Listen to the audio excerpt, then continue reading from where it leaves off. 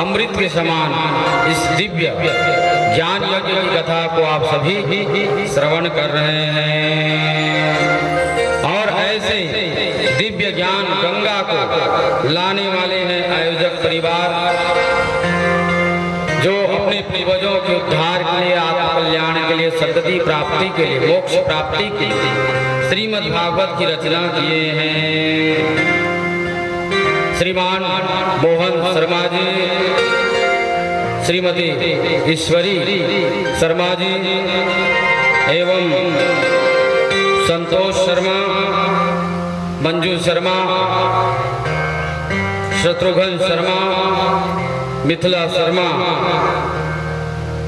दौलत शर्मा एवं उनके सभी परिवारजनों के द्वारा श्रीमद् भागवत कथा का आयोजन हुआ है। और ऐसे कथा को पूर्वजों के कल्याण के लिए कर रहे हैं। और पूर्वज हैं स्वर्गीय श्री भगवती प्रसाद शर्मा जी, स्वर्गीय श्रीमती उषा देवी शर्मा, स्वर्गीय रंबा देवी शर्मा, स्वर्गीय श्री लखनलाल शर्मा, स्वर्गीय श्री भूपेंद्र प्रसाद शर्मा। इनके पुण्य स्मृति में इनके कल्याण के लिए सद्गति प्राप्ति, बोले भागवत भगवान की जय। करता महाराज जी का पुष्पमाला से स्वागत से बाल्यकाल से हमें पढ़ा लिखा करके और हमें परिश्रम करके और बाल्यकाल से युवावस्था तक के करें। अच्युतम केशवम कृष्ण दामोदरम, अच्युतम केशवम कृष्ण दामोदरम, राम नारायणम जानकी वल्लभम, अच्युतम केशवम कृष्ण दामोदरम,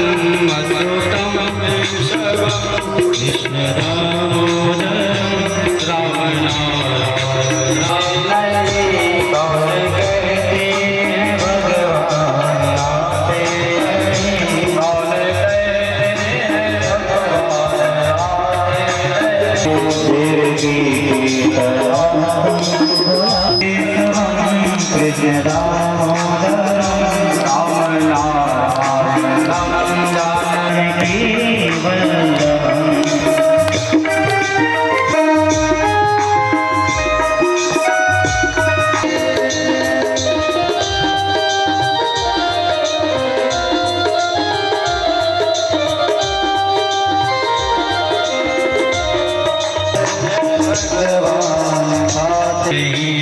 अच्युतं केशवं कृष्णदामोदरं अच्युतं केशवं कृष्णदामोदरं रामनारायणं जानकी वल्लभं रामनारायणं जानकी वल्लभं। और कहते हैं भगवान नद से नहीं, कौन कहते हैं भगवान नाचते नहीं, कौन कहते हैं भगवान नाचते नहीं, कौन कहते हैं भगवान। मंगलवार है तो हनुमान जी का वार है, और हनुमान जी का वार है, और हम सब मिल करके भाव के साथ में हनुमान चालीसा का पाठ करेंगे। सभी या आप लोग सभी गाएंगे। श्री गुरु चरण सरोज रज निज मन मुकुर सुधार, वरणौ रघुवर विमल जसो जोदायक फल चारि। जय हनुमान ज्ञान गुण सागर, जय कपीसति उजागर, रामदूत चरित बलराम, अंजनी पुत्र पवन सुत नामा। महावीर विक्रम बजरंगी, सुमति निवास संगे, कंचन वज्र और ध्वजा विराजे, कांधे बिंद जनेऊ साजे, करधरि असुर संहारे, रामचंद्र के काज सवारे। सारे जीवन भगत सियारा, श्री रघुवीर हर सिर नाथ, रघुपति की मौत बराई, तुम राम कई सकल कहाते, तुम कार सुग्रीव कीन्हा। राघव मुद्रिका मेरे मुख माहे, सुगम अनुग्रह तुम्हारी देते। राम तुम्हारे कमल कटारे, मारो आपे तीनों लोग हाथी काम। भूत विधाचन निकट नहीं आवे, महावीर जब नाम सुनावे। नाथ रोग हरे सब पीरा, जपत निरंतर सगल मत मीरा। श्री राम सदा हरिदेवा, कीजय नाथ देवा। श्रीमद् भागवत की कथा को आप सभी श्रवण कर रहे हैं। भागवत कथा का यह सप्तम दिवस, ऐसे तो प्रथम दिवस से लेकर आज तक के अष्टम दिवस है, लेकिन सप्ताह ज्ञान यज्ञ कहा गया भागवत कथा को, इसलिए 7 दिन की कथा होती है भागवत की कथा। और प्रथम दिन देवताओं का स्थापना होता है, और अंतिम दिन गीता हवन पूजा। इनको गिनती में नहीं है, केवल सप्ताह ज्ञान यज्ञ की कथा 7 दिन की कथा को मुख्य माना गया है। आज 7वां दिन की कथा श्रीमद् भागवत की कथा सप्ताह ज्ञान यज्ञ कहा गया है, और कथा 7वां दिन की कथा आज अंतिम दिवस है भागवत की कथा का। और ऐसे दिव्य कथा को आप सभी श्रवण कर रहे हैं। श्रवणम कीर्तनम विष्णु स्मरणम पाद से मन लगाकर, अर्थात परिश्रम करके, परिश्रम के द्वारा हमें यहाँ श्रीमद् भागवत की कथा में परिश्रम के द्वारा भागवत की कथा को श्रवण करना चाहिए। तन मन धन, और दूसरा मन लगा करके भगवान की कथा को श्रवण करना चाहिए। मन भी कैसा?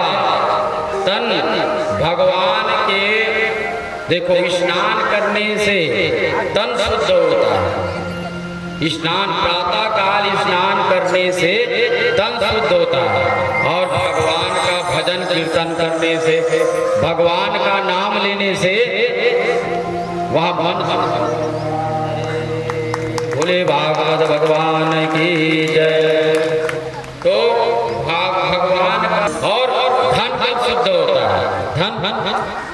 धन कब शुद्ध होता है? जब हमारा धन धर्म के कार्य में लगे तो हमारा धन शुद्ध होता है, पवित्र होता है। धन धर्म के कार्य में लगने से हमारा धन शुद्ध हो जाता है। एक अंश दान करने से आपको कई गुना दान का फल मिलता है धर्म के कार्य में लगाने से। तो इसलिए धन धर्म के कार्य में शुद्ध होता है। धना धर्मम ततः सुखम। धर्म के कार्य में करने से हमें सुख की प्राप्ति होती, सुख की अनुभूति होती है। इसलिए धर्म के कार्यों में लगाना चाहिए। तो आइए कथा प्रसंग की ओर चले। सुखदेव मुनि राजा परीक्षित को कथा श्रवण कराते हुए और कहाँ बैठे? गंगा के तट पर। और सुखदेव मुनि राजा परीक्षित को पूछ रहे हैं, राजन आज कथा जो है भागवत की कथा पूर्णता की ओर है। और आज की कथा भगवान श्याम सुंदर के पावन चरित्रों की कथा है। ऐसे दिव्य कथा को आप ध्यान लगा करके श्रवण करिए कहे। उसी समय वह ध्यान लगा करके कथा श्रवण करने हाथ जोड़ लिए हैं। हम दोनों का विवाह हो जाता। अर्जुन सोच रहे हैं कि सुभद्रा के साथ मेरा विवाह हो जाता, सुभद्रा अपना लेते मुझे। और सुभद्रा मैया सोच रहे हैं कि अर्जुन जो है मुझे अपना लेते। इस प्रकार से दोनों विचार कर रहे एक दूसरे में। और दोनों का विचार जो है एक समय दोनों की मुलाकात हुई और उसी समय दोनों ने अपनी इच्छाएं जागृत की। इच्छाएं जागृत की कि मैं, अर्जुन ने कहा मैं तुम्हारे साथ विवाह करना चाहता हूँ। सुभद्रा ने कहा कि मैं भी तुम्हारे साथ विवाह करना चाहता हूँ। ये दुर्योधन जो है मेरे भाई बलराम दुर्योधन के साथ में विवाह करना चाहते हैं, लेकिन मेरी कोई भी इच्छा नहीं है उनके साथ विवाह करने। क्योंकि दुर्योधन जो है दुष्ट है और वो मेरे पति बनने योग्य नहीं है, इसलिए मैं उनके साथ विवाह नहीं करना चाहती। कह इधर अर्जुन ने भगवान कन्हैया के पास आया और कन्हैया के पास आ करके कहने लगे कि कन्हैया मैं आपकी बहन से विवाह करना चाहता हूँ, सुभद्रा से। कन्हैया ने जाना, कन्हैया तो उसको अर्जुन से प्रेम करते हैं एक दूसरे दोनों। कन्हैया अर्जुन से सखा के समान। तो कहने लगे, कन्हैया ने कहा ठीक है अर्जुन, लेकिन क्या सुभद्रा की भी इच्छा है तुम्हारे प्रति, तुमसे विवाह करना चाहते हैं क्या? तब कहे आप ही बुला लीजिए और आप ही पूछ लीजिए कहे भगवान से। सुभद्रा मैया को बुलाए। क्यों सुभद्रा? बलराम जी तो तुम्हारा विवाह दुर्योधन से करना चाहते हैं, लेकिन क्या तुम्हारी इच्छा है दुर्योधन के साथ विवाह करने के लिए? नहीं कहे मैं दुर्योधन के साथ विवाह नहीं करूंगा और मैं तो अर्जुन के साथ में विवाह करूंगा। कहे अच्छा तो ठीक है। उसी समय परिवार वालों से चर्चाएं किए कि अर्जुन और सुभद्रा दोनों एक दूसरे से प्रेम करते हैं और देव जी से। और वहाँ पर देवकी मैया से कहाँ है सुभद्रा, तो किसी ने नहीं बताया। तब कहे चलो रे, अब मैं उससे अर्जुन को मैं मार डालूंगा जिसने मेरी बहन को पता चला। बलराम जी को कि सिपाहियों से पूछा तो कहे सिपाही लोग कहे महाराज हमने तो अर्जुन के साथ में रथ में जाते हुए देखा है। तब तो बलराम जी बहुत क्रोधित हो गए और क्रोध हो करके क्या किए कि आज तो मैं अर्जुन को मार डालूंगा, नहीं छोड़ूंगा कहे।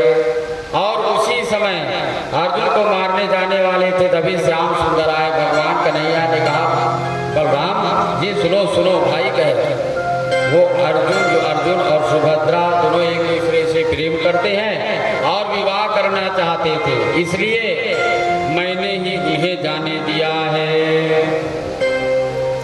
और बहुत प्रकार से बलराम जी को समझाया कि देखो बलराम भैया वो दोनों सुखी रहेंगे और उनका जीवन अच्छा रहेगा, उन्हें जाने दो, छोड़ो।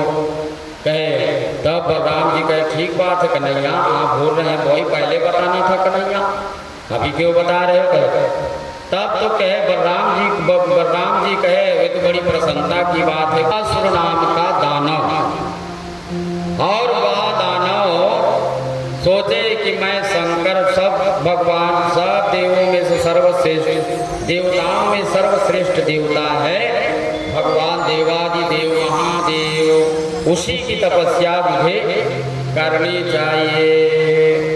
तब भगवान की तपस्या करनी चाहिए कह करके क्या किए, विकासुर नाम के दानव अग्नि को प्रज्वलित किए। देखो बड़े बड़े दानव लोग तपस्या करते हैं, कोई पैर खड़ा करके तपस्या कर रहे हैं, कोई बैठ करके तपस्या कर रहे हैं, और कोई भगवान का दोनों हाथ जोड़ करके भगवान का नाम लेते हुए तपस्या कर रहे हैं।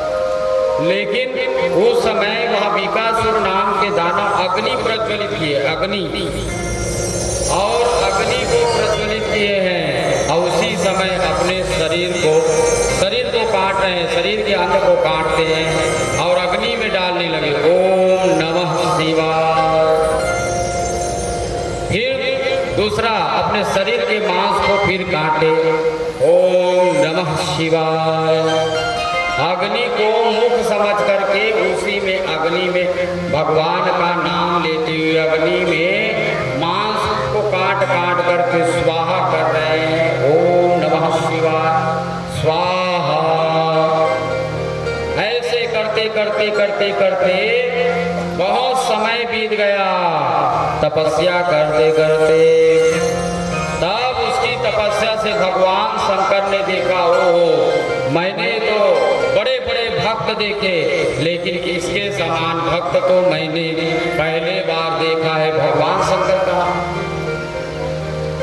तो उसी समय भगवान शंकर भोलेनाथ उस अग्नि से प्रकट हो गए, अग्नि में यज्ञ देवता यज्ञ में प्रकट हो गए भगवान शंकर भोलेनाथ। बोलिए शंकर भगवान की जय। डमरू भवानी सहित मैं शिव जी का ध्यान करता हूँ। ऐसा भगवान का वहाँ दिव्य रूप प्रकट हो गया। विकासुर नाम के दानव ने देखा, दंडा शरण भगवान को प्रणाम किया है, जय हो प्रभु, जय हो भोलेनाथ, जय हो प्रभु कहे, और भगवान की शरण में गिर गए हैं, भगवान भोलेनाथ के शरण में। और भगवान के शरण में गिर करके भगवान से प्रार्थना करते, मंदार माला त्रिपुरांतकारी कपाल मालम चिदशेखराय दिगंबराय च दिगंबराय नमः शिवाय च नमः शिवाय। भगवान के शरण में गिर गए हैं और भगवान भोलेनाथ जी को प्रणाम करते हैं, दंडा शरण। भगवान शंकर उसकी उस कठिन तपस्या से प्रसन्न हो गए हैं। भगवान ने कहा, विकासुर जेकर ऊपर में सिर में हाथ रख दो, वो हाथ छोटे साथ ही भस्म हो जाए कई दिशा। इस प्रकार से भगवान भोलेनाथ को वरदान मांगे। तब भगवान तो भोलेनाथ तो भोले हैं, कृपा करने वाले, भक्त के ऊपर अपार दया करने वाले, कुछ सोचते नहीं विचारते नहीं, जो मांग दिए वरदान देने वाला है। एक वस्तु तथास्तु कह दिए, जाओ ये वरदान देते हैं। रावण जो है तपस्या किए, 10 सिरों को लेकर के आहुति दिए हैं। रावण पर भगवान शंकर प्रसन्न हो गए, तो 10 सिरों का वरदान भगवान भोलेनाथ की कृपा से मिला।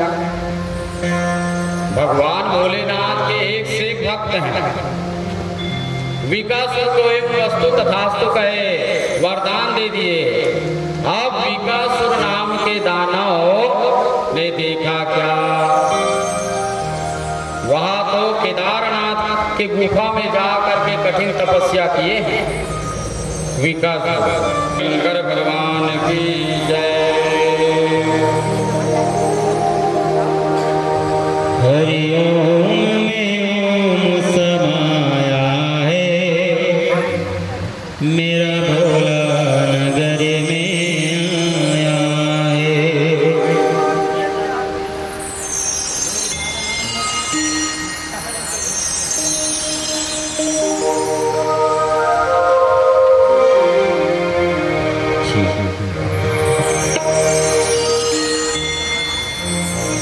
हरि ओम में ओम समाया है, हरि ओम में ओम समाया है,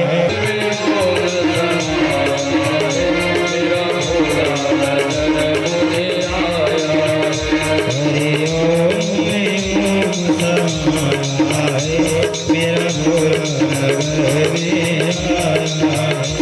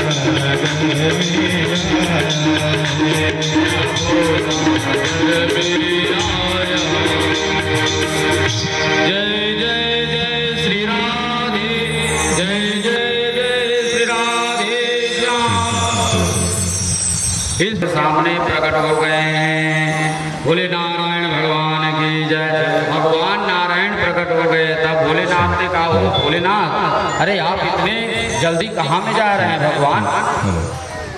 जल्दी जल्दी कहाँ जा रहे हैं? कहे प्रभु मैं मुझ पर बड़ी विपत्ति आ गई है, संकट आ गया है भगवान, मेरी रक्षा करो। क्या हुआ?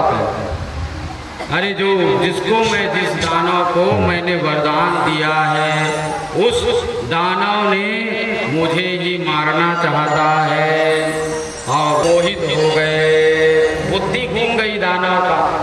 कहने लगे, ओहो मैंने ऐसी सुंदर कन्या तो संसार में कहीं नहीं देखा। उसका मन उसी में रम गया। कहे कन्या देवी तुम कौन हो? तब भगवान ने कहा कि मैं तो दूसरे स्थान से आया हुआ हूँ। तब उस विकासुर दानव ने कहा कि देवी, क्या तुम मेरे साथ रहना पसंद करोगी? अब मैं तुम्हें ले जाऊंगा। तो भगवान ने कहा ठीक है भाई, हम तैयार हैं, लेकिन उसके लिए मैं नित्य करती हूँ। और जैसे अगर तुम नित्य में प्रांगण होगे, मेरे समान नित्य कर पाओगे, तो मैं तुम्हारे साथ जाने के लिए तैयार हूँ। कहे भगवान ने तो बुद्धि घुमा दिए थे।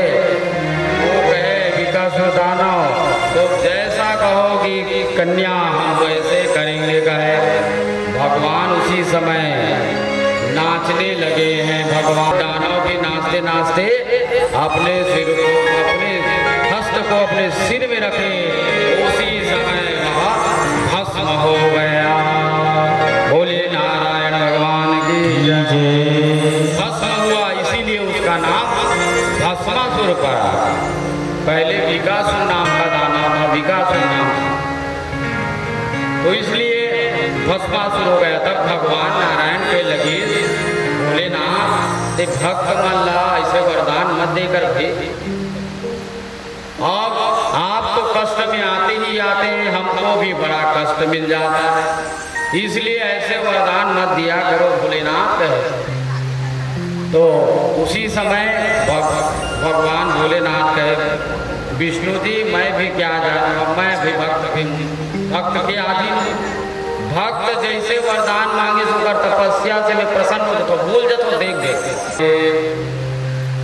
परशुराम ऐसे ऐसे बड़े बड़े महात्मा पुरुष, पूरा हजारों की संख्या में वहां पर महात्मा पहुंचे हुए हैं। संत महात्मा मन पहुंचे हुए हैं और उस संत महात्मा मन में चर्चा होने लगे कि कौन ऐसे देव हैं जो सब देवों में बड़ा है, जो जिसका हृदय शांत है, जो शांत स्वरूप है।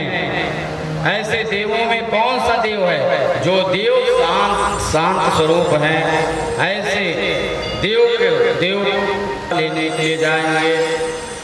ये भृगु नाम के ऋषि है, बोला देवता मन के लिए परीक्षा करे पर भेजो की भृगु ऋषि कि मैं जाऊंगा। सब तीनों देवता परीक्षा लेने के लिए तीनों देवताओं की परीक्षा के लिए मैं जाऊंगा।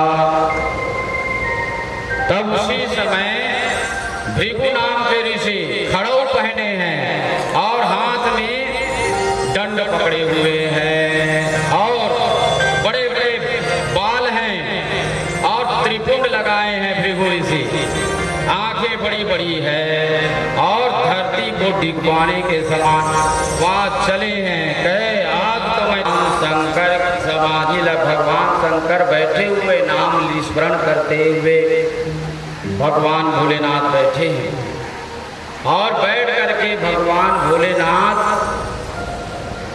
ने देखा भृगु ऋषि आ रहे हैं। आइए भृगु ऋषि, आइए आइए ऋषिवर, आइए, आपका स्वागत है। तब देखो भगवान भोलेनाथ था स्वागत का ऋषि, लेकिन भृगु ऋषि जो थे वह, तुम अपने आप को बड़े महान मानते हो भोले, तुम तो जटाधारी हो, भस्म लगाए रहते हो, न घर का ठिकाना है न घाट का ठिकाना है, नाग लपेटे रहते हो, न तुम्हारे रहने का कोई स्थान है, न कोई तुमको मानता है। भगवान शंकर भड़काए लग गए भोलेनाथ का। शंकर भगवान कहे, अरे भृगु तू हमारे द्वारा बनाया हुआ ऋषि है और तू हमारा ही अपमान करता है, आज तुझे मैं मार डालूंगा। कहे उसी समय से भगवान भोलेनाथ चुपके से जाकर फिर भक्त तपस्या में नाम लेते हुए फिर बैठ गए भगवान भोलेनाथ। अब इधर चले कहाँ भृगु ऋषि, पैर वहाँ डिगमगाते हुए धरती को डोलते हुए शंकर वहाँ भृगु ऋषि चले कहाँ, ब्रह्मलोक में पहुंचे। भृगु ऋषि आइए, भृगु ऋषि आइए, भृगु ऋषि बहुत दिनों के बाद आपका आगमन हुआ है, आइए आइए। लेकिन भृगु ऋषि ने कहा ब्रह्मा जी तुम्हारे 4 सिर हैं लेकिन एक भी बुद्धि तुम्हारी नहीं है। संसार को रचा है तुमने लेकिन रचा तो है लेकिन तुम्हारी रचन मुझे समझ में नहीं आती। तुम्हारी रचना मुझे समझ जहाँ लगा हुआ था, बड़े ऋषि मुनि बैठे हुए सबको आवाज लगा करके कहने लगे परीक्षा ले लिया मैंने, परीक्षा ले लिया, परीक्षा ले लिया। शांत स्वरूप है भगवान नारायण हैं, जगत के पिता हैं, नारायण ही शांत स्वरूप है कहे। उसी दिन से सब देवता लोग उनकी स्तुति का गान करते हैं, भगवान की स्तुति का गान करते हैं और नाम स्मरण करते हैं। चाहे घड़ी घड़ी हो चाहे पल पल हो, चाहे घड़ी घड़ी हो चाहे पल पल हो, चाहे घड़ी घड़ी हो चाहे पल पल हो, चाहे घड़ी घड़ी हो चाहे पल पल हो। पर ध्यान रहे हरि चरणों में, पर ध्यान रहे हरि चरणों में, पर ध्यान रहे प्रभु चरणों में, पर ध्यान रहे प्रभु चरणों में। आहे सच्चा सुख केवल, मिलता है सच्चा सुख केवल, भगवान तुम्हारे चरणों में, भगवान तुम्हारे चरणों में, प्रभु श्याम तुम्हारे चरणों में, प्रभु श्याम तुम्हारे चरणों में। चाहे घड़ी घड़ी हो चाहे पल पल हो, चाहे घड़ी घड़ी हो चाहे पल निकल ना हो, चाहे छोड़ के देश निकलना हो, चाहे छोड़ के जीवन का भाग तुम्हारे चरणों में। तेरा वो मेरा है मैं तेरा हूँ। तू मेरा रहे प्रभु चरणों में। बोले भक्तवत्सल भगवान की जय। इस प्रकार ब्राह्मण थे द्वारकापुरी में। अब द्वारकापुरी में ब्राह्मण देवता थे।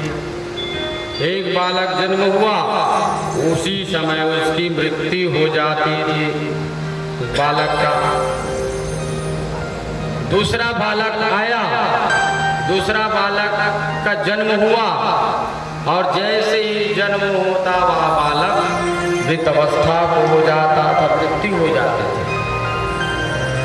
ऐसे करते करते वहां पर बहुत से बालकों की मृत्यु हो गई। कन्हैया को बुलाए, कन्हैया ने कहा कि भाई मैं तुम्हारे भाग्य और नसीब में लिखा हुआ है, मैं इसमें कुछ भी नहीं कर सकता। बलराम को कहे कि बलराम जी कुछ तो करिए आप, मेरे इस बच्चे की रक्षा करिए आप। शक्ति है तुम मेरे बच्चों की रक्षा कर सकते हो। प्रद्युम्न ने कहा मैं भी कुछ नहीं कर सकता, जब मेरे दादाजी कुछ नहीं कर सकते तो मैं क्या कर सकता हूँ, ऐसा कहे। इस प्रकार से उसी समय बड़े बड़े ने कहा हम रक्षा नहीं कर सकते तो कौन रक्षा करे। ब्राह्मण रोने लगा, कोई नहीं है मेरे बालक की रक्षा करने वाला, इस बालक को बचाने वाला कोई नहीं है। तब उस धर्म सभा में जहाँ सभा लगा हुआ था उसी सभा में कहने लगा कोई है जो मेरे बालकों की रक्षा कर सके, मेरे बालक के प्राण बचा सके। तो वहाँ पर धनुर्धर अर्जुन बैठे हुए थे। अर्जुन ने कहा ऐ ब्राह्मण देवता मैं तुम्हारे बालकों की रक्षा करूंगा, मैं तुम्हारे बालकों को बचाऊंगा, उनके प्राण की रक्षा मैं करूंगा कहे। अब इधर क्या हुआ तो उसी समय उस ब्राह्मण ने कहा कि अर्जुन तुम मेरे बालक को बचा पाओगे? हाँ, मैं तुम्हारे बालक की रक्षा करूंगा। तो जब कृष्ण ने इस बालक की रक्षा नहीं कर पाया और बलराम ने इस बालक की रक्षा नहीं कर पाया, प्रद्युम्न ने इसकी बालक की रक्षा नहीं कर पाया, तो तुम कैसे इस बालक की रक्षा कर पाओगे? मुझे तो विश्वास नहीं होता है। तो अर्जुन को अहंकार आ गया और उसी समय कहा ठीक है, अगर तुम मेरे बालक को रक्षा कर दोगे तो मैं तुम्ही को भगवान मानूंगा। कहा ब्राह्मण देवता कहे ठीक है, जब तुम्हारी पत्नी बालक होने वाला रहे तब मुझे बुला लेना ब्राह्मण देवता, मैं उसकी रक्षा करूंगा। अब ऐसा कहा और उसी समय आया, ब्राह्मण जो है, ब्राह्मण की पत्नी वहाँ जन्म देने वाला है बच्चे को। और उसी समय अर्जुन को कहा अर्जुन चलो, और हमारी पत्नी जो है बालक को जन्म देने वाली है, तुम चलो उसके प्राण बचाओ, तुमने कहा है, वचन दिया है। अर्जुन चला और उस ब्राह्मण के घर में पहुंचा है और जैसे ही पहुंचे हैं तो अपने बाण को शंकर भगवान का नाम लिया है, स्मरण किया है, और उसी समय बालक मृत्यु है, आकाश में उड़ करके चले गए सब। तो ये बालक वैसा नहीं होना चाहिए करके अर्जुन ने कवच बना दिया, इस बालक की मृत्यु ना हो और आकाश में न चला जाए। लेकिन उसी समय बालक जो है, बालक का जन्म हुआ और वह बालक रोने लगा बड़े जोर से, और रोते रोते अर्जुन के कवच को फाड़ करके सीधा आकाश की ओर चला गया। अर्जुन रोने लगा। अर्जुन संकल्प किए ब्राह्मण देवता के सामने के, अगर मैंने ये वचन को पूरा नहीं किया तो मैं अपने आप को अग्नि में समाहित कर दूंगा। तो अर्जुन ने कहा मैं अपना वचन और प्रतिज्ञा पूरा करता हूँ। अग्नि प्रज्वलित करे अर्जुन, और जैसे ही अपने आप को अग्नि में समाना चाहते हैं उसी समय भगवान कन्हैया ने हाथ को पकड़ लिया। अर्जुन ये तो क्या करने जा रहा है भैया? अरे तूने बिना सोचे समझे तूने प्रतिज्ञा दे दिया। देखो जीवन में कभी भी बिना सोचे समझे प्रतिज्ञा नहीं देना चाहिए, वचन नहीं देना चाहिए। जिस कार्य को बिना सोचे समझे तो बिना सोचे समझे नहीं करना चाहिए, क्योंकि बाद में पछतावा होता है। इसलिए बिना सोचे विचार नहीं करना चाहिए, कोई भी कार्य को करना है।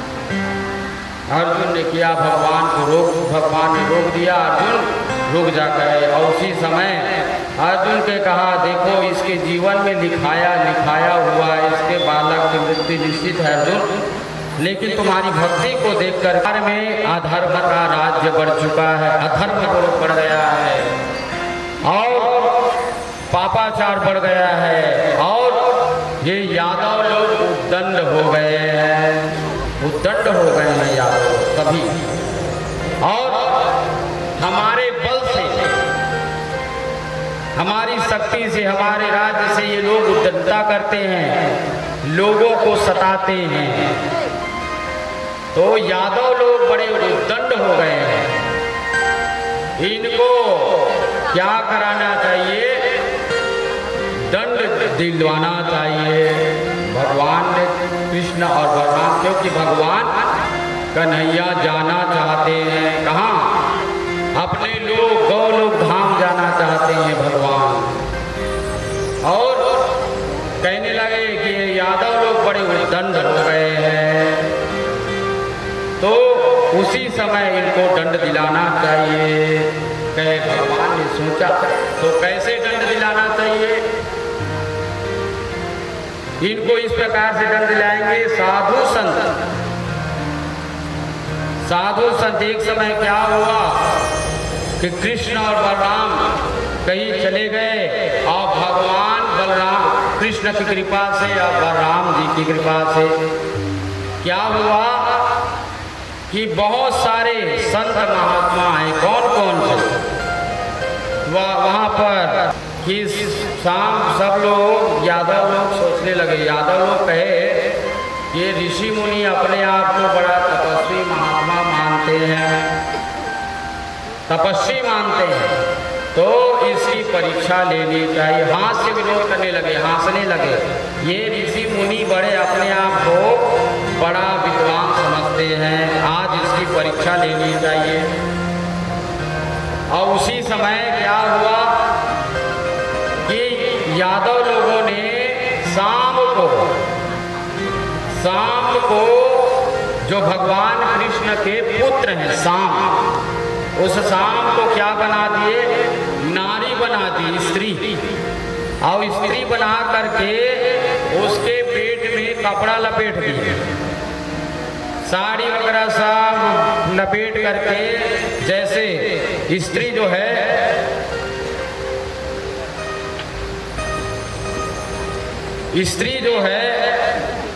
आते हैं स्वर्गीय श्री रामनाथ वर्मा, स्वर्गीय राजकुमारी वर्मा, स्वर्गीय मोहित राम वर्मा, स्वर्गीय गणेशिया बाई, स्वर्गीय केजू राम वर्मा, स्वर्गीय मैनाबाई वर्मा, स्वर्गीय उषाबाई वर्मा, स्वर्गीय ललिता वर्मा, स्वर्गीय दिव्यांती बघेल। इस प्रकार से इनके द्वारा भगवान के भागवत भगवान के श्री चरणों में 2001 रुपए की राशि भागवत भगवान के श्री चरणों में अर्पण हुए एवं 10 काठा धान भागवत भगवान के श्री चरणों में अर्पण हुए। बोलिए उनकी श्रद्धा भक्ति की जय। भागवत भगवान उनकी सारी मनोकामना को पूर्ण करे। भगवान उसे साड़ी को पूरा यादव लोग लपेट दिए हैं और कह रहे हैं कि इसके गर्भ से, इस कन्या की स्त्री से पुत्र होगा कि पुत्री होगा। तब उसी समय दुर्वासा ऋषि ने कहा, है यादवों, तुम लोगों का विनाश लिखा हुआ है। कहे न इसके गर्भ से स्त्री होगा, इसके गर्भ से पुत्र होगा, ना ही पुत्री होगा, बल्कि यादवों को विनाश करने वाला इसके गर्भ से वज्र प्रकट होगा, मूषल प्रकट होगा कह दिए। उसी समय दुर्वासा ऋषि ने श्राप दे दिया, यादवों के कुल को नाश करने वाला मूषल पैदा होगा कह दिए। यादवों को श्राप लग गया। अब सब लोग भगवान कन्हैया के पास गए, बलराम जी के पास गए, कहे प्रभु हम सब यदुवंशियों को श्राप लग चुका है और अब हमारे जीवन में सब यादव। और इधर कन्हैया, भगवान कन्हैया जो है वह कहने लगे बलराम जी को, कहे बलराम जी अभी अब हम सब यादवों के वंश को श्राप लग चुका है और हम कुछ दिनों के बाद जाएंगे। गए ये धरती, तब उसी समय उद्धव जी को पता चला कि भगवान इस धराधाम को छोड़ करके जाने वाला है। भगवान स्वर्ग सब देवता लोग भगवान के आने की प्रतीक्षा कर रहे हैं, सब देवता लोग प्रार्थना कर रहे हैं और उद्धव जी भगवान कन्हैया के पास गए हैं और कन्हैया को प्रणाम किए हैं और प्रणाम करके कहने लगे प्रभु आप तो इस धराधाम को छोड़ करके जाना चाहते हैं भगवान, लेकिन इस धराधाम को छोड़ करके जाना चाहते, गौ की रक्षा कौन करेंगे भगवान, इस धरती की रक्षा कौन करेंगे। आपको छोड़ करके इस धरती की रक्षा करने वाला धर्मस्य कलानिर् भवति भारतः अभ्युत्थानं धर्मस्य तदात्मानं सृजाम्यहं परित्राणाय साधूनां विनाशाय च दुष्कृतां धर्म संस्थापनार्थाय संभवामि युगे युगे। भगवान ने कहा धर्म तो रहेगा, धर्म मिटने वाला नहीं है। गोपाल कृष्ण आकर वेग जथा मिटा दो, गोपाल वेग आकर सारी व्यथा मिटा दो। गौवे बुला रही है नित नित नैर भर कर, गोपाल वेग आकर अब व्यथा तो मिटा दो। गोपाल कृष्ण आकर व्यथा तो मिटा दो। इस प्रकार से गोपाल को पुकारने लगे उद्धव जी। अब धरती आप छोड़कर जा रहे हैं भगवान, ये धरती सारी शून्य हो जाएगी, धराधाम आपके बिना ये संसार जो है अधूरा हो जाएगा। भगवान कहे उद्धव ने बहुत प्रकार से तब उद्धव को कहा कि उद्धव तुम जाओ, कहाँ? मेरी माता के पास जाना। किसके पास? देवकी के पास, और वहाँ वसुदेव के पास जाना और कहना कि मेरी आने को कहना कि कृष्ण सब समाचार उन्हें देना, मेरे जाने का समाचार दे देना। वसुदेव और देवकी को मेरे जाने का समाचार दे देना कहा। और गोपियों को बताना, गोपी जो भगवान से प्रेम करते हैं, जो भगवान की नित्य निरंतर राह देखते हैं, ऐसे गोपियों को तब उसी समय भगवान ने कहा कि ऐ उद्धव जी, अब मैं कहे कि भगवान ये संसार एक प्रश्न करना चाहता हूँ। प्रभु कहे कन्हैया से, कहे कन्हैया क्या पूछना चाहते हो?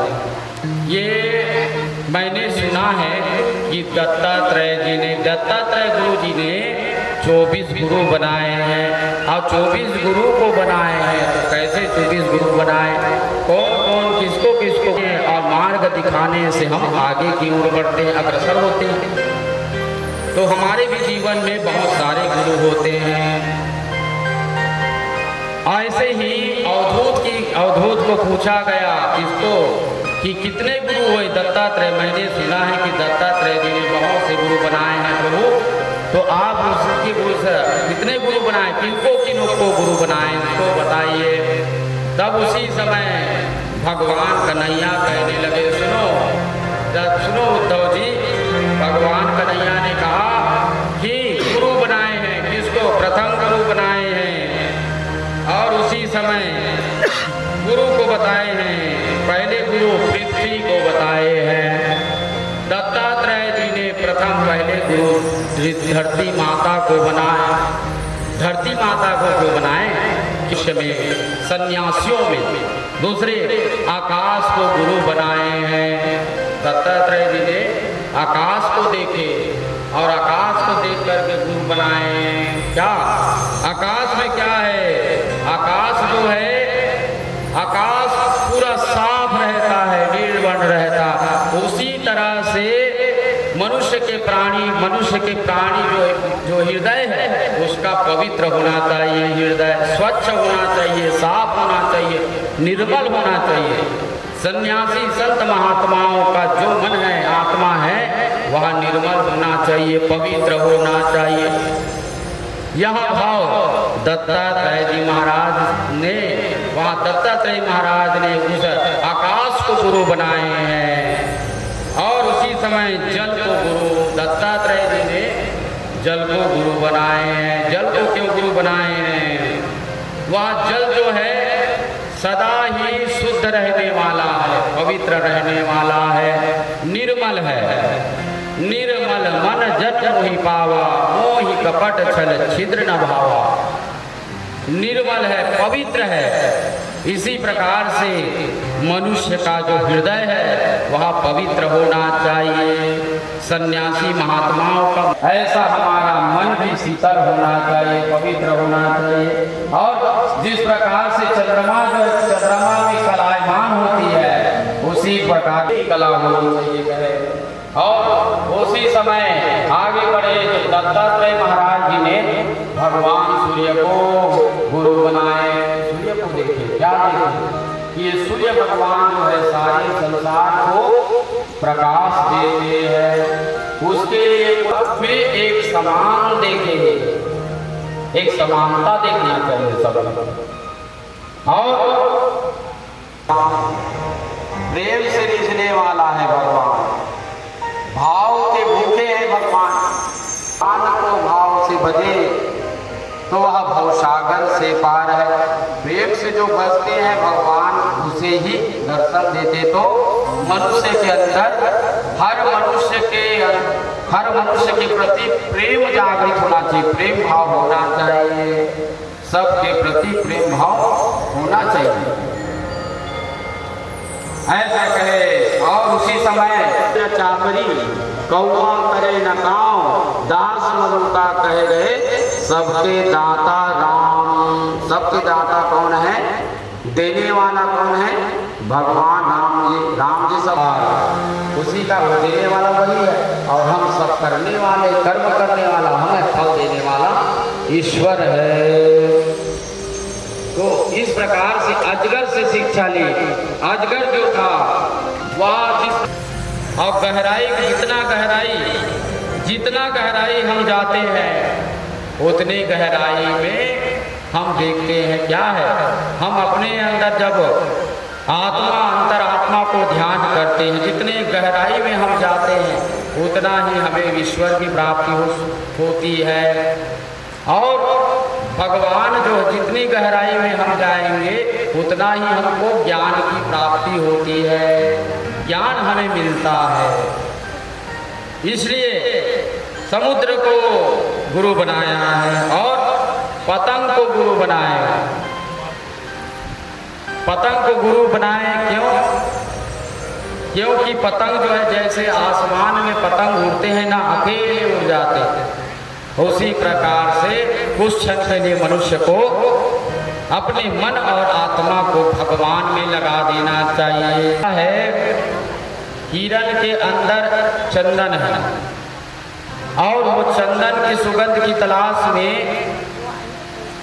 हिरण के नाभि के अंदर चंदन है और उस चंदन की तलाश में हिरण भटकता रहता है। अपने अंदर ही है ना हिरण, अपने अंदर ही है चंदन, लेकिन वह चंदन की सुगंध की तलाश में इधर उधर भटकते रहता है। उसी तरह प्राणी जो है मनुष्य आनंद की तलाश में, सुख की तलाश में भटकते रहता है। अरे आनंद कहीं नहीं मिलेगा। आपने जब मान लिया कि गृहस्थ में आनंद है, घर में रहने से आनंद है, मंदिर में जाने से आनंद है, तो आपके जीवन में फिर आनंद ही आनंद है। आपने सोच लिया यहाँ मुझे आनंद नहीं मिलने वाला, कहीं जाकर के आनंद मिले, तो आप सारे संसार में वहाँ घूम लीजिए, कहीं आनंद मिलने वाला नहीं है। आनंद है तो केवल अपने अंदर समाया हुआ। थोड़े सब दुखी सुखी राम के दास, लगन सिया रामचंद्र की जय। कुछ न कुछ से संसार वाले सभी कुछ न कुछ कारण से दुखी हैं, कोई सुखी नहीं है। कुछ न कुछ परिवार में कुछ न कुछ परेशानी है, ऐसा कोई नहीं, हमें वही सुख की प्राप्ति होती है। ऐसे हिरण को भगवान ने वहाँ दत्तात्रेय जी ने गुरु बनाया, मछली को गुरु बनाया। मछली को क्यों गुरु बनाया? मछली को देखे कि जल के अंदर वह मछली रहता है और अपने जल के अंदर रहते हुए भी वह अपने आप को हृदय मन से नियंत्रण करता है, रस का पान, जल का पान करता है और अपने आप को नियंत्रण में रखता है। वो वैश्या जो है एक स्थान पर खड़ा हो जाता है और कोई ना कोई पुरुष आएगा और आएगा तो मुझे ले जाएगा, ऐसी तलाश में रहता है। और पूरा दिन बीत जाता है लेकिन एक पुरुष नहीं मिलता है, तो मन में क्या होता है? खेद होता है, भगवान मैंने इतना समय बिता दिया, अगर इतना समय मैं भगवान के भजन में और भगवान के नाम में, भगवान के स्मरण कीर्तन में लगाता तो मेरा जीवन उद्धार हो जाता, मैं धन्य हो जाती। ऐसा वो वैश्य को सोच रहे, उस वैश्य के बारे में दत्तात्रेय जी ने मन में ठाना कि वैश्या, पिंगला नाम की वैश्या को गुरु बनाया और पुरैया नाम के पक्षी को गुरु बनाया है। पुरैया पक्षी जो है वो शिक्षा लेती है कि अपने घर में, कहते हैं कि मनुष्य को अपने घर में ही भोजन करना चाहिए। क्यों भोजन करना चाहिए?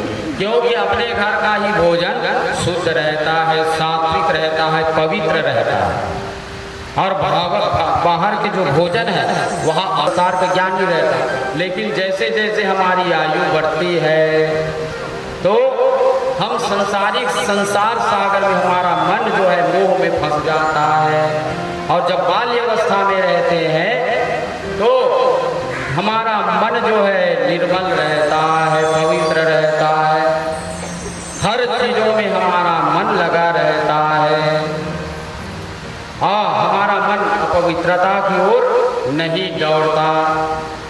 इसलिए बालक को गुरु बनाया कि बालक छोटा सा रहता है और वो अपने आप में मग्न रहता है। उसी तरह से एक सन्यासी को चाहिए, एक मनुष्य को चाहिए कि वो अपने मन को एकाग्र रखे, अपने मन को बालक के समान रखे और ईश्वर का ध्यान करे। कुंवारी कन्या को गुरु बनाया गया। दत्तात्रेय जी ने कुंवारी कन्या को गुरु बनाया। क्यों गुरु कुंवारी कन्या को गुरु बनाए? क्योंकि वह कुंवारी कन्या जो रहती है वह सोचती रहती है कि का मेरा विवाह होता और विवाह होता तो मैं सुखपूर्ण रहती। गुरु बनाया क्योंकि एक लक्ष्य संधान करते हैं, तो एक लक्ष्य मतलब बाण को छोड़े तो वो पूरा काम करके आता है। उसी प्रकार से मनुष्य को अपने मन को एक लक्ष्य बना के चलना चाहिए तो उसका कामना पूर्ण होते है। तो दत्तात्रेय जी ने देखा कि ये बाण वाले जो है इसी को गुरु बनाऊं, तो बाण वाले को गुरु बनाया। और उसी समय सर्प को गुरु बनाए हैं। सर्प को क्यों गुरु बनाया? सर्प जो रहता है वह चलते रहता है, चलते रहता है, चलते रहता है। इसी प्रकार से मनुष्य को सद्मार्ग में चलते रहना चाहिए। चाहे लोग हमारे बारे में कुछ भी सोचे, हमें अच्छे मार्ग में चलना चाहिए। क्योंकि मेरे स्थान में निकल गया है, ऐसे तो जाने वाला नहीं है, तो मारने के लिए उसे भय दिखाना चाहिए। तो भय दिखाती है, ऐसे ही भय मनुष्य को समय समय में दिखाना चाहिए। भय बिना हो ही न प्रीति कहा गया। रामायण में भय बिना हो ही न प्रीति कहे गए। भय के बिना प्रीति नहीं होता। जब काम सरलता से ना हो तो हमें कुछ डर और कुछ भय भी दिखाना चाहिए, जिससे हमारा कार्य सिद्ध हो, है ना। भृंगी को वहाँ गुरु बनाया गया। मकड़ी को गुरु बनाया गया। मकड़ी जाला बनाने वाला मकड़ी को गुरु बनाया गया। मकड़ी को क्यों गुरु बनाया? मकड़ी जो रहती है ना वो अपने मुख से जाला निकालती है और जाला जब निकालती है तो समय आने पर उसी जाला में वो मकड़ी मर भी जाती है फंस करके। इसी प्रकार से मनुष्य को भी चाहिए कि मोह में न रहे चाहिए, धर्म का कार्य करना चाहिए। क्योंकि यह जीवन क्या है? क्षणभंगुर है। और इसी प्रकार से मकड़ी को बनाए हैं। और मनुष्य जो रहता है वह मोह में फंस करके परमात्मा को भूल जाता है। मोह के बंधन में मनुष्य परमात्मा के नाम लेना भूल जाते हैं मनुष्य। इस प्रकार से तो जन्म मृत्यु संसार से अगर मुक्त होना है हमें तो परमात्मा का नाम लेना चाहिए, परमात्मा का ध्यान हमें करना चाहिए। ऐसा कहा दत्तात्रेय जी ने, हाथ जोड़ लिया और भगवान को कहा क्षण भंगुर जीवन की कलिका, कल प्रातः समय खिली न खिली, रट ले हरि नाम रसना, कल या फिर मिली ना मिली। मलयाचल के शुचि शीतल गंध, समीर कल चली न चली, चली कलिकाल कुठार लिए, फिरता तन नम्र है, फिर मिली ना मिली। ये जीवन जो है क्षण भंगुर है, नाशवान है, कब यहाँ फिर मिली ना मिली, फिर यहाँ समय यह अवसर फिर मिलने वाला है कि नहीं, इसका भी पता नहीं। जो अवसर अभी हमें मिला है वह अवसर कल मिलेगा, इसका कोई गारंटी नहीं है। अरे भाई, हम संसार सागर में बंध जाए, अभी हमें तो भगवान का नाम लेने का अवसर मिला है, कल हमें मिलेगा कि नहीं मिलेगा इसका कोई ठिकाना है? कोई गारंटी है? कोई गारंटी नहीं। तो यह हमें ऐसा सुंदर अवसर मिला है। और रट ले रे हरि नाम हरि रसना, फिर यह कल मिली ना मिली, और कल यहाँ मिलेगा कि नहीं मिलेगा इसका कोई गारंटी नहीं है। इसलिए जब मिला है भगवान का नाम लेने का अवसर मिला है हमें जीवन में, तो अवसर को खोना नहीं चाहिए, उस अवसर को पाना चाहिए, अब भगवान के नाम को लेना चाहिए। ऐसा कहे दत्तात्रेय जी महाराज ने, वहाँ उद्धव जी के द्वारा भगवान ने ज्ञान दिया। दत्तात्रेय जी ने 24 गुरु बनाए इस प्रकार से। और आगे चले, अब क्या हुआ, भगवान कन्हैया अपने स्वर्गद्वार, अपने गौलोक धाम जाने वाले हैं। सब देवता लोग आकाश मार्ग में खड़े हुए हैं, भगवान की प्रतीक्षा कर रहे हैं, हाथ जोड़ लिए, कहे भगवान आइए, प्रभु आइए, और आ करके हम सब देवताओं को सुख प्रदान करिए। उसी समय क्या हुआ कि भगवान, सब देवता पुकार रहे हैं भगवान को आने के लिए, और भगवान का नाम स्मरण कर रहे हैं कि आइए प्रभु, ध्यान कर रहे हैं, भजन करने लगे सब देवता। आइए हम सब भाव के साथ में भजन करें। जय हो। अपने दोनों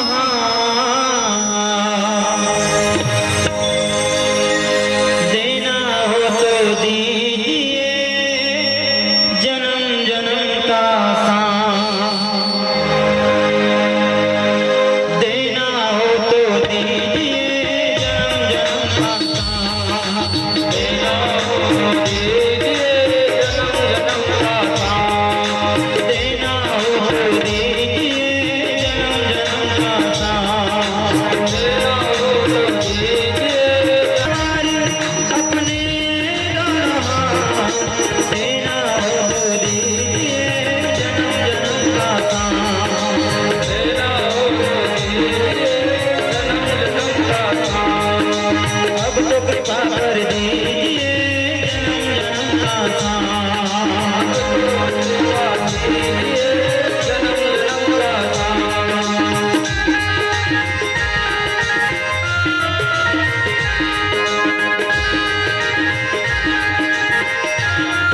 मेरे जीवन में अब कर दो तू कृपा की बरसात, देना हो तो दीजिए, जन्म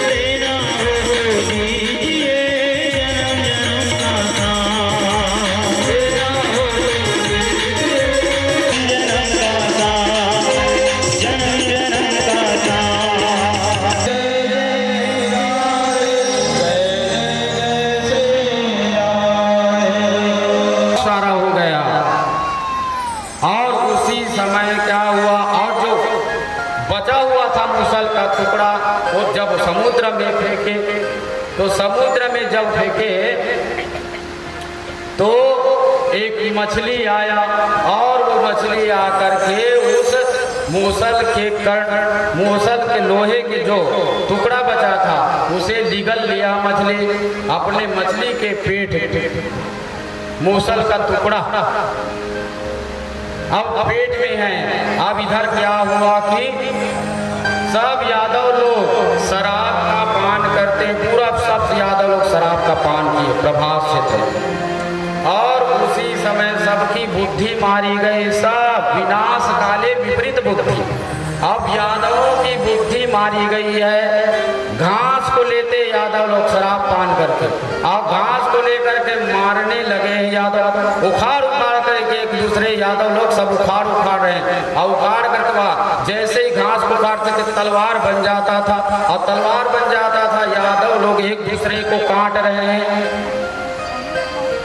ऐसे करते करते करते सब यादव लोग वहां मारे गए हैं। यादव लोग सब वहां मृत अवस्था में पड़े हैं। अब इधर धनुष में लगाने के लिए बड़ा सुंदर है, बड़ा अच्छा है कहे। अब वही व्याध जो था, और जरा नाम का व्याध था, उस व्याध का नाम क्या था? जरा। और जरा नाम के उस व्याध ने उस मूसल के टुकड़े को संधान किया, कहाँ? धनुष बाण। और धनुष बाण में संधान करके जैसे छोड़े हैं उस मूसल के टुकड़े को, तो वह बाण के समान गए हैं। और भगवान कहाँ? वट वृक्ष के नीचे में सोए हुए हैं। इसका भगवान अपनी आत्मा को परमात्मा में लगा लिए हैं भगवान। और उसी समय जरा नाम के व्याध के वो जो मूसल का कण था, जो बाण के समान जब छोड़े तो गए हैं, और जा करके भगवान के श्री चरणों में लग गए, बाण के समान लगे कन्हैया के चरणों में। उसी समय हे राम कहे भगवान, और भगवान ने आंखें बंद कर दी, और भगवान ने आंखें बंद किए हैं। अब जरा नाम के व्याध ने देखा मैं तो पशु, तो सुग्रीव के कहने से मैंने वृक्ष के पास छिप करके तुम पर बाण चलाया और तुम्हारी मृत्यु हो गई। तब तुमने कहा था मैं बैरी सुग्रीव प्यारा, कारण कमल नाथ को ही मारा। तो हे नाथ, मुझे आपने क्यों मारा? तब उसी समय भगवान ने कहा मैंने अगर तुम्हें छीप करके मारा है व्याध, तो जब तुम्हारा अगला जन्म होगा तब तुम व्याध हो जाओ, व्याध बनोगे कहे किसको? बाली को कही थी इसकी, तुम व्याध बन जाओ, व्याध बनोगे, और मैं द्वापर युग में कन्हैया के रूप में आऊंगा। तब तुम भी जैसे मैंने छिप कर मारा वैसे भी तुम भी छिप करके मुझे मारोगे। ऐसा भगवान ने उनको वरदान दिया था। तो बाली को वरदान दिया था, बाली ही व्याध रूप में आकर के भगवान के श्री चरणों को छोड़ा था, बाण को। तो इस प्रकार से बताए व्याध रोते हुए और भगवान को प्रणाम करके वहां से चले गए। अब इधर भगवान ने आंखें बंद की और भगवान मन ही मन में परमात्मा को ध्यान करते, अपनी आत्मा को परमात्मा में, और भगवान वहीं पर अपने शरीर का त्याग करते हैं। और भगवान सभी देवता लोग वहाँ आकाश मार्ग में खड़े हुए हैं, ढोल नगाड़े दुंदुभी बजाते हुए वहाँ पर देवताओं ने पुष्पों की वृष्टि किए हैं, जय जयकार किया गए भगवान। और वहाँ गोलोक धाम में जाकर के भगवान ने सब देवताओं को आनंद प्रदान किया है। इस प्रकार से हुआ। इधर कथा सुनाए सुखदेव मुनि राजा परीक्षित को। भगवान चले गए हैं, परीक्षित गए, परीक्षित को पूछे सुखदेव मुनि ने, क्या है परीक्षित, अब कथा सुनने के बाद तुमको क्या मिला? कथा सुनने से तुम्हें क्या मिला? पूछा भगवान। सुखदेव मुनि ने कहा, प्रभु अब तो मुझे मृत्यु का भय नहीं है, कथा सुनने से मेरी मृत्यु, अब मृत्यु भी आ जाए ना प्रभु तो उसका भी मुझे भय नहीं है। क्यों? कि मैंने उस गोविंद की कथा को श्रवण कर लिया, अपने जीवन में उतार लिया है। अगर मृत्यु भी मेरे समक्ष आ जाए तो मुझे उसका प्रभाव कुछ होने वाला नहीं है। मैंने मृत्यु को जीत लिया। कहे धन्य हो गुरुदेव, धन्य हो आप जिसने मुझे कथा को श्रवण कराया और मुझे नया जीवन दान दिया है। कहे और उसी समय परीक्षित राजा सुखदेव मुनि के चरण में गिर पड़े हैं और प्रणाम किया है। धन्य हो गया गुरुदेव, मेरा जीवन धन्य हो गया, आपने कथा सुनाई, मेरे जीवन तरत हो गए। कहे और उसी समय सुखदेव मुनि ने बहुत आशीर्वाद दिया है और राजा परीक्षित चले गए हैं। और इधर राजा परीक्षित जब अपने महल में पहुंचे हैं, वहाँ सब सुखदेव मुनि से कथा हो करके राजा परीक्षित का अब 7वां दिन आने वाला है, तक्षक सर्प आने वाला है। राजा परीक्षित सब लोगों ने कहा अब तो 7वां दिन है, तक्षक सर्प आने वाला है, लेकिन मुझे कोई भय नहीं है, आने दो तक्षक को। कहे कई जन्मजय राजा और उसके जितने सैनिक थे सब ने कहा कि जाओ रे तैनात कर दो, कहीं भी तक्षक सर्प दिखे तो उसे मार डालना। कहे लेकिन इतना तैनात कर दिए पूरा जितने पूरा राजमहल में और बाहर तक के पूरा। अब इधर का क्या किया, यहाँ तक के जन्मजय राजा जो थे परीक्षित के पुत्र, उन्होंने एक ऋषि का पता किया। कौन से ऋषि? कश्यप ऋषि। कश्यप ऋषि जो थे ना, वो जो मनुष्य मृत्यु हो गए हैं उस मनुष्य को नया जीवन दान देने वाला है कश्यप ऋषि। कश्यप ऋषि को पता लगा कि राजा परीक्षित को श्राप लगा है और तक्षक मारेगा तो मैं उसे नया जीवन दान दे दूंगा, ऐसा कश्यप ऋषि को पता चला। उसी समय तक्षक आया है। कहाँ? कश्यप, मैं राजा परीक्षित को नया जीवन दान दूंगा, जीवन दूंगा, मृत्यु से उसे छोड़ दूंगा, नया जीवन दूंगा। कहा अच्छा आप नया जीवन देंगे तो सुनिए आप किस कारण से जा रहे हैं वहाँ? कहे कि भाई राजा को नया जीवन दूंगा और मुझे बहुत सारा धन मिल जाएगा। तब ऋषि को कहा ऐसी बात है ऋषिवर, तो मैं राजा आपको तो कुछ कम धन देगा, मैं उससे आपको अधिक धन दूंगा, लेकिन आप वहाँ ना जाइए। अच्छा आप कहते हैं राजा को जिला दोगे, तो इसका प्रमाण क्या है? राजा को आप कैसे जिलाएंगे?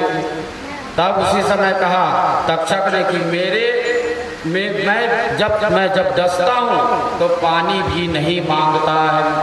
एक बार मेरे जब मृत्यु हो जाती मनुष्य के तो फिर वो जीने वाला नहीं है। कहा कश्यप ने कहा दिखाओ फिर तुम्हारे चमत्कार को। कहे उसी समय तक्षक ने जैसे एक वृक्ष पर फूंकार मारा है, वह जो वृक्ष था बड़ बड़ करते हुए जला है और जल करके पूरा भस्म हो गया, राख हो गए। तब का ठीक है तक्षक, तुम्हारे में शक्ति है, लेकिन उससे बड़ी शक्ति तो मेरे में है। कहे जल को लिए कमंडल से और कमंडल से जल को लिए और कश्यप ऋषि ने मंत्र पढ़ा और मंत्र जैसे पढ़े और छींटा मारा, उस वृक्ष के जो राख हो गए थे, जैसे छींटा मारा जैसे के तैसे खड़े हो गए, पूरा वृक्ष हरा भरा। तक्षक ने कहा अरे, अब माली लोग ले जा रहे थे, उसी समय तक्षक सर्प ने कहा कि यहाँ तो पहरा लगा हुआ, मेरा जाना ठीक नहीं होगा, तो कैसे जाऊँ? उस माला में कीड़ा बन करके, तक्षक सर्प कीड़ा बनकर, और कीड़ा बन के जो राजा को माला पहनाना है उसी माला में वह तक्षक सर्प कीड़ा बन करके चला गया। और जैसे ही राजा परीक्षित को माली लोग माला पहना रहे हैं, उसी समय कीड़ा रूप में तक्षक है। अब विशाल रूप ले लिया तक्षक, भारी विशाल तक्षक जो है सर्प काला, सब माली सैनिक सब भाग खड़े हुए।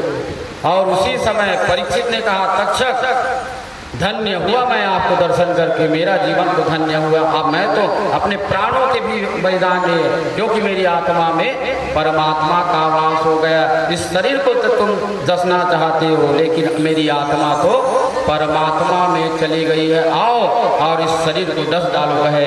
उसी समय जय श्री कृष्ण कहे, भगवान का नाम लिया है। तक्षक ने जैसे फुफकार मारा है, डसा है, उसी समय राजा परीक्षित की तो आत्मा परमात्मा में चली गई और राजा का जो शरीर था वही धड़ाम से गिर पड़ा। बोलिए कृष्णचंद्र भगवान की जय। इस प्रकार से राजा की मुक्ति मिली, मोक्ष मिल गया राजा को। परमात्मा में जा करके भगवान वहाँ राजा भगवान में समा गए, उसकी ज्योति समाहित हो गई और इस प्रकार राजा की मुक्ति हुई। इस प्रकार से राजा को सद्गति मिली। इसी प्रकार से भागवत में कहा गया है, जिनके नाम से, जिन पूर्वजों के नाम से हम करते हैं उनको भी सद्गति और मोक्ष की प्राप्ति होती है। और इस प्रकार से हम भगवान से यही प्रार्थना करते हैं, उन सब पूर्वजों का उद्धार हो, मोक्ष गति को प्राप्त हो। भगवान भी उन सब पूर्वजों को अपने लोक में स्थान प्रदान करे। यही भगवान से प्रार्थना है, यही भगवान से प्रार्थना है, निवेदन है, उन पूर्वजों का भी उद्धार करे और भगवान अपने लोक में स्थान दे। यही भागवत भगवान से प्रार्थना है, गोविंद से प्रार्थना है। बोलिए भागवत भगवान की जय, कृष्ण कन्हैया भगवान की जय। और आइए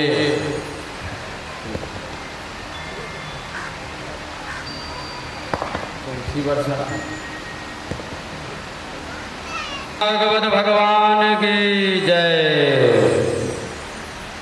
आइए तुलसी वर्षा का कार्यक्रम कल गीता प्रवचन होने के समय गीता के ऊपर तुलसी का पत्र चढ़ाया जाएगा। उसी समय तुलसी भगवान को उसी समय तुलसी भगवान में अर्पण हो जाएगी।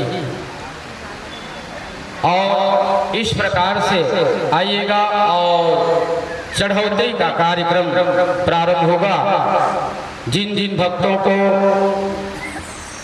जो भागवत समर्पित करना है वे यहाँ आकर के आएंगे और आकर के अपना नाम यहाँ महाराज जी को बताएंगे और महाराज जी नाम ले करके अपना जो भी जिनको भी जो भी समर्पित करना है वे अपना यहाँ नाम लिखवा सकते हैं, बता सकते हैं। और आइए प्रथम पहले जो भागवत करता है, आयोजन करता है, उनके द्वारा संकल्प होगा भागवत भगवान की चढ़ोतरी में। फिर आप सभी लोग जो है पारी पारी से आएंगे और फिर चढ़ोतरी में जो भी आप लोग समर्पित करेंगे वह अपना नाम बता देंगे। बोले भागवत भगवान की जय।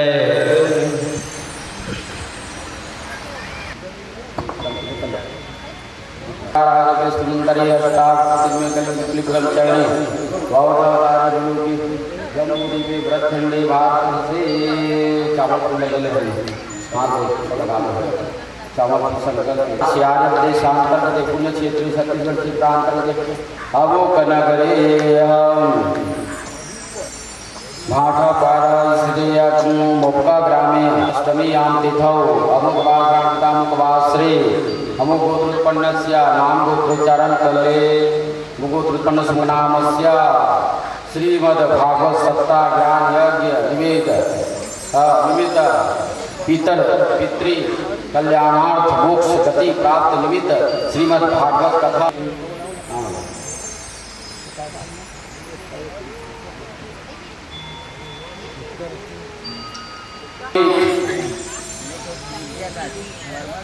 श्री मोहन शर्मा जो कार्य करता है परीक्षित रूप में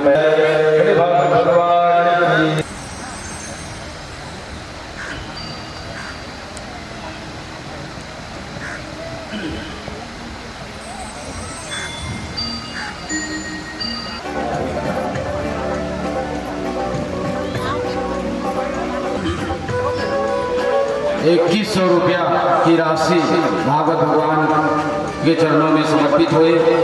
बोले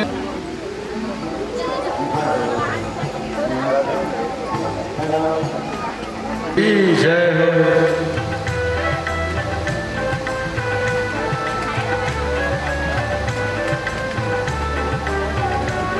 राशि भेंट हुए। बोली उनकी श्रद्धा भक्ति की जय। श्री कृष्ण कुमार यादव के द्वारा भगवान के श्री चरणों में 120 रुपए की राशि भेंट हुए हैं। बोली उनकी श्रद्धा भक्ति की जय। डिम्पल पांडे के द्वारा भगवान के श्री चरणों में 200 रुपए की राशि भेंट हुए। बोली उनकी श्रद्धा भक्ति की जय।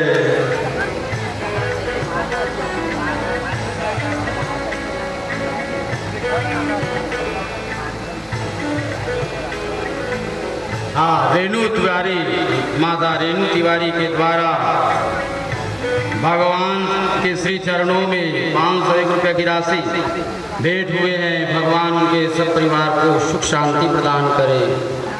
बोलिए भागवत भगवान की जय। धन सिंह ध्रुव समस्त परिवार की ओर से भगवान के श्री चरणों में 501 रुपये की राशि भेंट हुए हैं। बोली उनकी श्रद्धा भक्ति की। श्री दीपक पांडे के द्वारा भगवान के श्री चरणों में 101 रुपये की राशि भेंट हुए हैं। बोली उनकी श्रद्धा भक्ति की जय। 50 रुपये गुप्त दान के रूप में प्राप्त हुआ है। बोली उनकी श्रद्धा भक्ति की जय।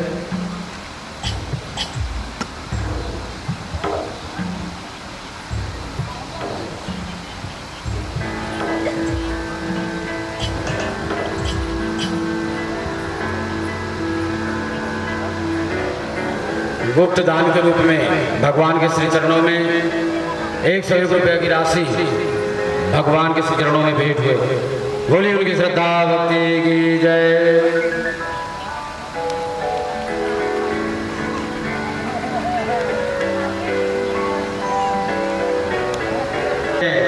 बोली उनकी श्रद्धा भक्ति की जय।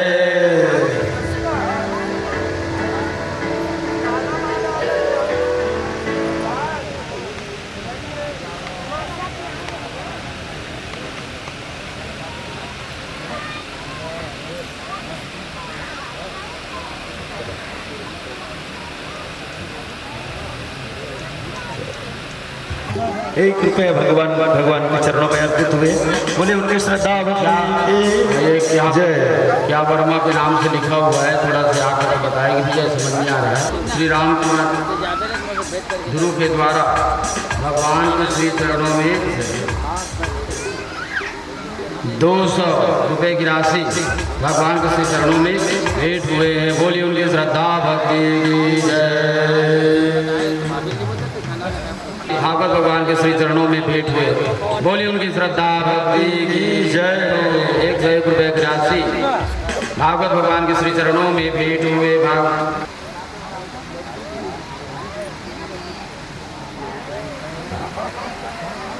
हाँ, भागवत भगवान में गुप्त दान के रूप में 1101 रुपये की राशि गुप्त दान 1102 रुपये की राशि भगवान के श्री चरणों में भेंट हुए हैं। बोलिए उनकी श्रद्धा भक्ति की जय। झग्गर सिंह वर्मा, झग्गर सिंह वर्मा के परिवार की तरफ से भगवान के चरणों में 251 रुपया अर्पित हुए। बोले उनकी श्रद्धा भक्ति की जय।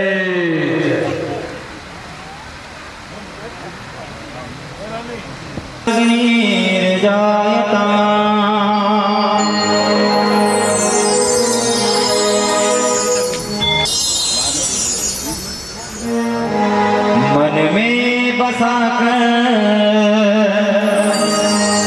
तेरी मूर्ति उतारूं मैं गिरधर तेरी आरती।